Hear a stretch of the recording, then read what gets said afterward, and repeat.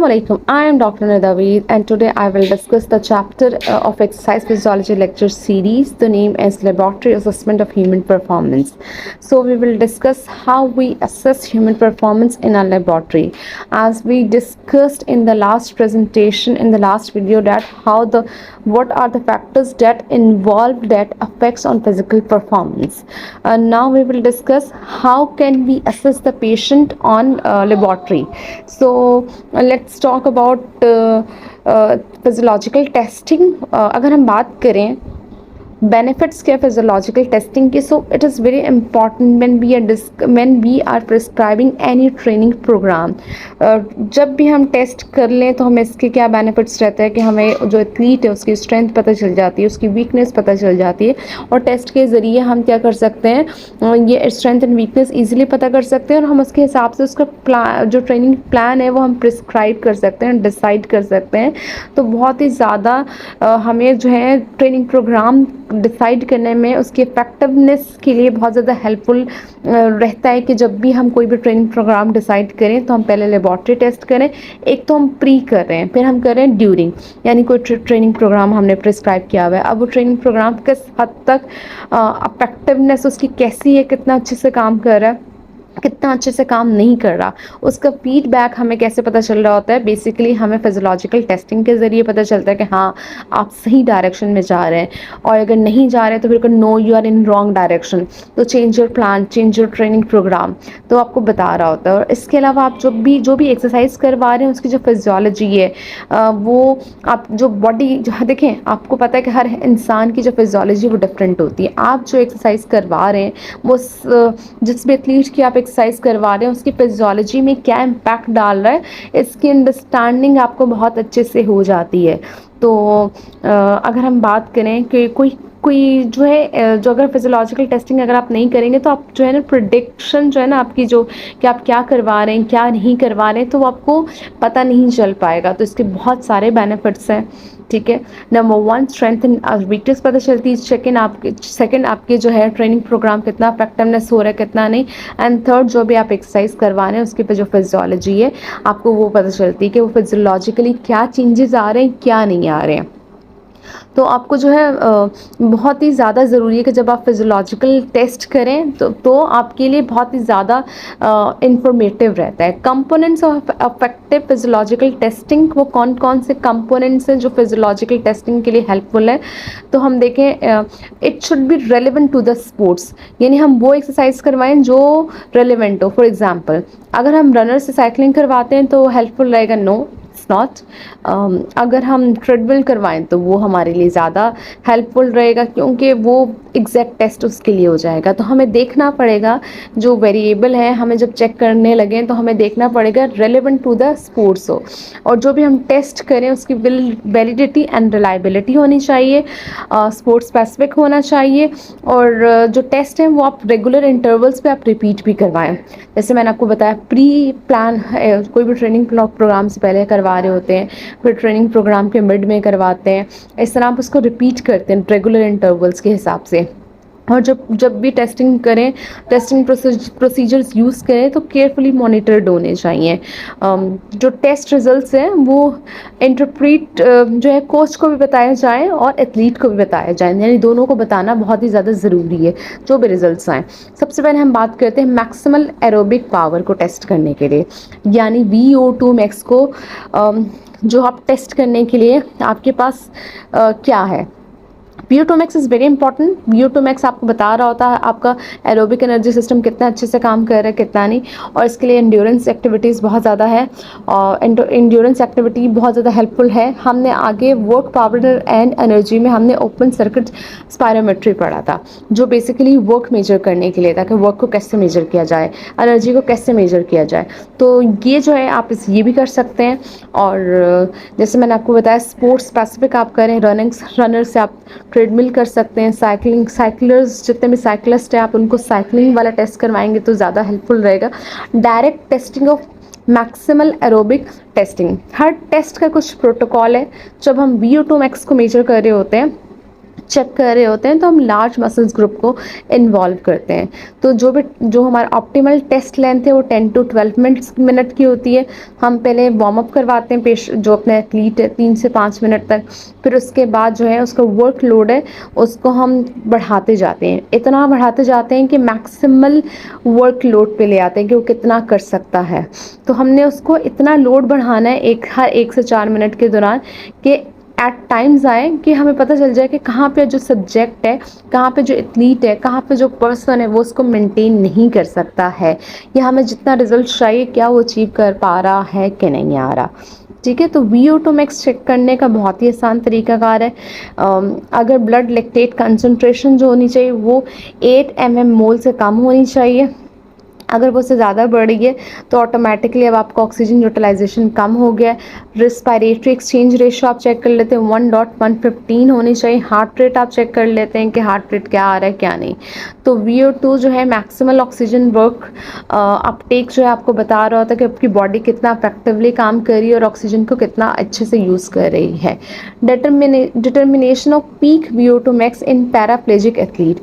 अब हमारे पास वो एथलीट भी तो हैं जिनकी दोनों पैराप्लेजिक यानी जिनकी दोनों लोअर लिम्स आपके जो हैं वो काम नहीं कर पा रहे हैं, पार्टिसिपेट तो करते हैं इस तरह के लोग भी। तो इनमें हम कैसे चेक करेंगे, हम उनमें आर्म एक्सरसाइजेस के ज़रिए चेक करते हैं। आर्म एक्सरसाइज के लिए हम आर्म अर्गोमीटर यूज़ करते हैं। हमारे पास व्हील चेयर अर्गोमीटर्स भी होते हैं। इसमें जो हमारे पास VO2 max की रीडिंग आती है हम उसको बेसिकली कहते हैं पीक VO2 max। ठीक है, उसको हम पीक VO2 max कहेंगे। तो इसके लिए हम क्या करते हैं 50 to 60% पीक VO2 max में हम स्टार्ट करते हैं, और जो मस्कुलर फटीग है उसको हम चेक कर लेते हैं, उसकी लिमिट चेक कर लेते हैं। जहाँ पे मस्कुलर फटीग होना स्टार्ट हो जाए वो लिमिट हम चेक कर लेंगे तो हमारे पास वैल्यू आ जाएगी। फिर हम बात करते हैं laboratory test to predict endurance performance. Endurance performance को आप कैसे चेक करते हैं, peak running velocity, high speed that can be maintain for greater than 5 second, that is peak running velocity. Lactate threshold क्या है, बेसिकली आपकी बॉडी जब भी आप एक्सरसाइज कर रहे हैं तो आपकी बॉडी में लैक्टेट अक्यूमुलेशन स्टार्ट हो जाती है अगर आपकी बॉडी फटीग की तरफ जा रही हो। एक टाइम आता है कि जब लैक्टेट अपने हाई लेवल पे होता है, उस लेवल को हम कहते हैं lactate threshold level. Critical power की हम बात करें तो speed at which running speed time curve reaches plateau. तो ये बेसिक हमारे पास टर्म्स थी। Use of lactate threshold to evaluate performance. Lactate threshold हम किस लिए यूज़ करते हैं, ताकि हम देख सकें कि जो हमारी परफॉर्मेंस है, maximum steady state running speed है, उसको हम देख सकें कि प्रॉपर है कि नहीं है। लैक्टेट थ्रेशोल्ड के लिए आप क्या करते हैं, जिसको हम LT भी कह रहे हैं, डिटरमाइन करने के लिए आप 2 से 5 मिनट का वार्म अप करवाते हैं। फिर आप क्या करते हैं, स्टेप वाइज आप क्या करते हैं, वर्क रेट को इंक्रीज़ करते जाते हैं 1 से 3 मिनट के बीच में, और साथ साथ आप क्या कर रहे हैं, ब्लड लैक्टेट लेवल मेजर कर रहे हैं, और जो हाईएस्ट पॉइंट होगा, जो ब्रेक पॉइंट होगा, उसको हम लैक्टेट थ्रेशोल्ड लेवल कहेंगे। ठीक है, वो हम मेजर कर लेते हैं। आगे आपका एक लैब का एक प्रैक्टिकल है जिसमें लैक्टेट थ्रेशोल्ड लेवल का एक पूरा प्रैक्टिकल है, तो उसमें इसको और अच्छे से एलैबोरेट मैं इंशाल्लाह करूँगी, तो आप वो वीडियो भी ज़रूर देखिएगा। Measurement of critical power. Critical power क्या है कि आप रनिंग स्पीड देख रहे हैं वो कहाँ तक, जब तक कि आपका जो स्पीड और टाइम है वो जो कर्व प्लेट्यू फॉर्म ना कर ले। तो इसके लिए सिंपल और आसान सा तरीका है कि आप क्या करते हैं, एथलीट को 30 से 60 मिनट्स की एक्सरसाइजेस करवाते हैं और उसका जो फटीग लेवल है वो देख लेते हैं। मेजरमेंट चेक करने के लिए क्या करते हैं कि आप उसका एग्जॉशन लेवल चेक कर लेते हैं। आप सब्जेक्ट को सीरीज़ में एक्सरसाइज करवा रहे हैं, ठीक है, और उसको उसकी परफॉर्मेंस में 3 से 100 मिनट 3 to 100 मिनट्स की एक्सरसाइजेस होते हैं, डिफरेंट परफॉर्मेंस होती हैं, और आप उसमें उसको साथ साथ VO2 max देख रहे हैं, साथ साथ LT देख रहे हैं, और एग्जॉस्शन टाइम नोट कर लेते हैं, तो आपके पास क्रिटिकल पावर भी आ जाता है। Measurement off peak running velocity, predictor of performance in endurance. इसके लिए अगर आपका लेस देन 20 मिनट्स आपका इवेंट्स लास्ट हो रहा है, लेस देन 20 मिनट्स, तो आप क्या कर सकते हैं, एंड्योरेंस जो है वो मेजर कर सकते हैं। आपका कोरिलेशन पीक रनिंग वेलोसिटी का एंड 5 किलोमीटर रेस टाइम का बहुत ज़्यादा हाई कोरिलेशन है। आप क्या कर लेते हैं, ट्रेडमिल पे आप आहिस्ता आहिस्ता करके स्पीड को इंक्रीज़ कर रहे होते हैं, और हाईएस्ट स्पीड जो कि वो 5 सेकेंड से ज़्यादा मेंटेन करके रखे, that is the peak running velocity, वो आपके पास मेजरमेंट आ जाती है। Test to determine running economy. Economy क्या है बेसिकली, हाई इकोनॉमी क्या है कि आप कम से कम एनर्जी यूज़ कर रहे हैं और जो आपके स्पीड, जो मेंटेन स्पीड आपको चाहिए उस पर आप कम से कम एनर्जी का यूज़ कर रहे हैं। तो जितने भी रनर्स होते हैं उनमें हाई रनिंग इकोनॉमी होती है, यानी कि वो कम से कम जो है एनर्जी यूज़ करते हुए अपनी हाई से हाई स्पीड को मेंटेन कर सकते हैं। तो उसमें जो ऑक्सीजन कॉस्ट होता है यानी ऑक्सीजन यूटिलाइजेशन, उनकी जो मेजरमेंट है क्या की जाती है, हम डिफरेंट स्पीड्स पे लेते हैं ताकि हम देख सकें कि वो कितना ऑक्सीजन यूटिलाइज कर रहे हैं। तो जो ग्रेटर रनिंग इकोनॉमी जिनकी यानी ग्रेटर इकोनॉमी ज़्यादा अच्छी होगी उनमें जो ऑक्सीजन लो जो है कॉस्ट है वो लो आएगा, वो कम आएगा। तो डिफरेंट स्पीड्स पे हम चेक कर लेते हैं कि ऑक्सीजन कॉस्ट क्या है। तो इसके अगर बहुत लो आएगा तो हमें पता चल जाएगा कि इस रनर की रनिंग इकोनॉमी बहुत अच्छी है। Estimating distance running success using LT and running economy, बहुत ज़्यादा क्लोज रिलेशनशिप है लैक्टेट थ्रेशोल्ड को और maximal pace in 10,000 metre race का। तो आप क्या करते हैं, रेस पेस जब सेट कर लेते हैं 5 मिनट के लिए आप करवाते हैं, उसमें आप लैक्टेट थ्रेशोल्ड जो है वो मेजर कर रहे होते हैं। 10,000 मीटर रेस होती है, VO2 मैक्स भी आप मेजर करते हैं, ठीक है। और साथ साथ आप क्या कर रहे होते हैं, ब्लड लैक्टेट जो है वो मेजर कर रहे हैं, ठीक है। और साथ साथ VO2 मैक्स मेजर कर रहे हैं और आप इसको नोट कर रहे हैं कि क्या आ रहा है क्या नहीं। इससे आपके वो बहुत ही आसानी से आप मेजर कर सकते हैं। देन हम बात करते हैं determination of maximal anaerobic power. अब हम बात कर रहे हैं एनारोबिक पावर की। जब भी आप एरोबिक पावर की बात करते हैं तो 10 सेकेंड सबसे ज़्यादा अच्छा टेस्ट होता है। साइकिलिंग पावर टेस्ट भी आप कर सकते हैं, या आप क्या कर सकते हैं, ATP PC सिस्टम को हम टेस्ट करने के लिए जंपिंग पावर टेस्ट होते हैं, रनिंग पावर टेस्ट होते हैं जो हम यूज़ कर रहे होते हैं। या अमेरिकन फुटबॉलर्स में हम क्या करते हैं 40 यार्ड्स डैश हम ना जो सेट कर लेते हैं सीरीज़ की, तो उसमें हमें ना बहुत ही आसान जो हमारे पास वैल्यूज़ आ जाती हैं। तो 10 सेकंड के अंदर अंदर हम क्या कर लेते हैं, हाई पावर की एक्सरसाइज करवा के, इनमें से कोई भी करवा के हम चेक कर लेते हैं। साइकिलिंग टेस्ट है, विंगेट टेस्ट है और डिफरेंट हमारे पास इसके टेस्ट हैं जिसमें हम क्या करते हैं, जिसमें बोलते हैं उसको कि भाई आपने जो 30 सेकंड तक जितनी आप पॉसिबल है, जितनी आप स्पीड अच्छे से अच्छे कर सकते हैं, जितना आप कर सकते हैं आप अच्छे से अच्छा करें। और उसके साथ साथ हम क्या करते हैं, बॉडी वेट के हिसाब से हम उसको लोड सेट कर लेते हैं या रेजिस्टेंस इंक्रीज़ कर लेते हैं। तो फिर हम देख लेते हैं कि ATP PC सिस्टम उसका कितना काम कर रहा है। और या हम ये कर सकते हैं, या हम रनिंग टेस्ट के लिए हम क्या कर सकते हैं, 200 से 800 मीटर हम कहते हैं कि आप जितना भाग सकते हो उतना भागो।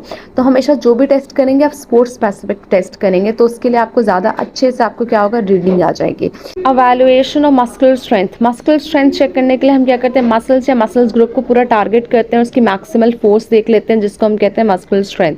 आइसोमेट्रिक मेजरमेंट के लिए हमारे पास टेंसियोमीटर होता है जिसमें हम क्या करते हैं, किसी मसल की स्टैटिक फोर्स देख लेते हैं, या हम प्री वेट टेस्टिंग करते हैं। वेट में हम डंबल्स ले लेते हैं या बारबेल्स ले लेते हैं जो कि कांस्टेंट रहते हैं, 1 RM लिफ्ट करते हैं और हैंड ग्रिप डायनामोमीटर से जो इक्विपमेंट है हमारे पास हम क्या कर लेते हैं, उसकी जो है टेस्टिंग कर लेते हैं। या आइसोकाइनेटिक मेजरमेंट्स कर लेते हैं, क्या करते हैं कि रेजिस्टेंस जो है वेट चेंज कर लेते हैं, स्पीड हम कांस्टेंट रखते हैं।